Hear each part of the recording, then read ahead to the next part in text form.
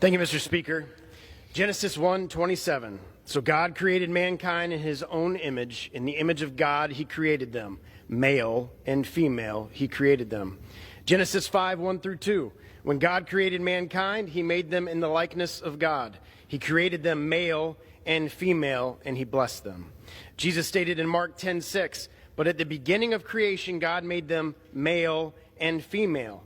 Also in Matthew 19:4, at the beginning, the Creator made them male and female. For thousands of years in human history, we have recognized as a species that there are women and there are men who are obviously biologically different, dare I say, even scientifically different, and even science agrees with this premise. Yet over the last several years, there has been a perversion in our culture by the enemy, and the left has completely embraced the lie to erase the lines of gender and to convince you there isn't really gender and that gender is fluid and can be whatever you want, whenever you want. Again, more lies. The left has taken gender identity so far that many on the left today cannot even define what a woman is for fear of retribution by trans activists.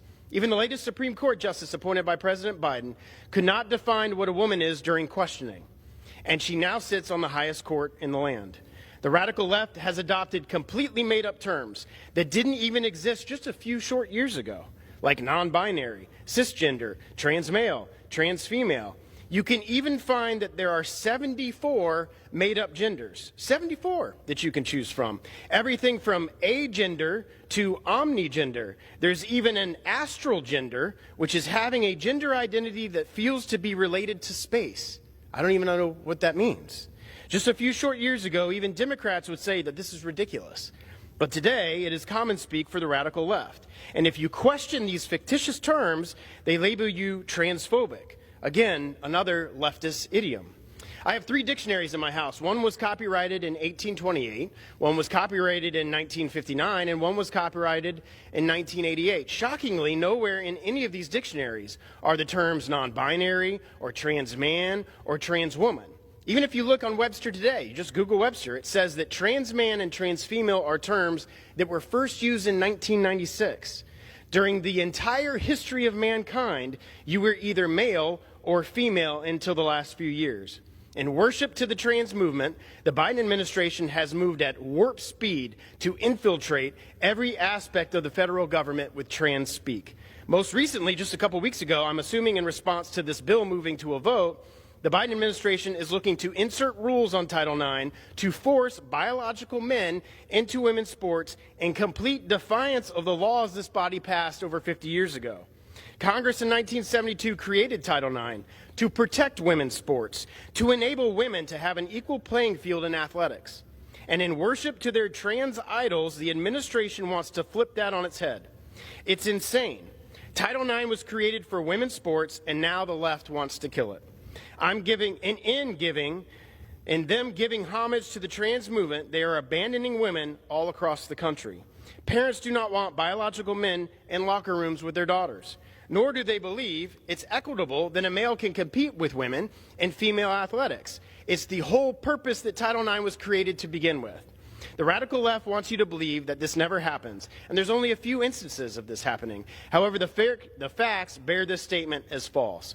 There's an entire website that documents examples of females who were displaced by males in women's sporting events. It includes the place she would have won had the male not been competing.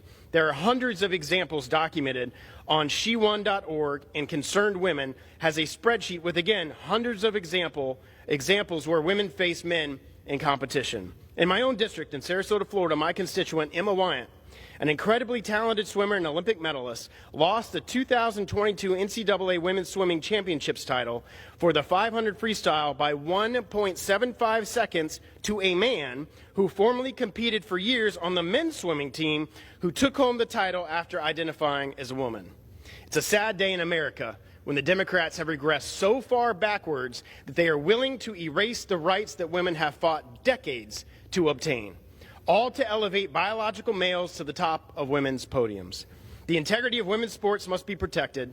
H.R. 734 preserves women's sports and ensures fair competition for generations of women to come, just as Title IX originally intended.